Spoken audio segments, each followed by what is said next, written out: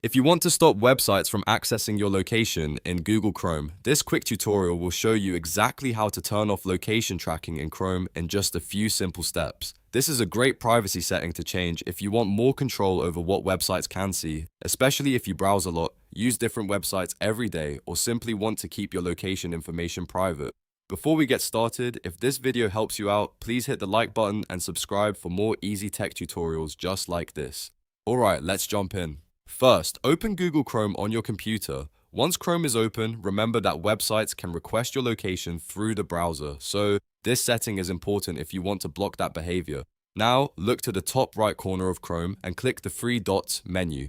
This opens the main Chrome menu where you can find all of your browser settings. From that menu, click Settings. That will take you into the Chrome settings page. On the left side of the settings window, find Privacy and the Security and click it.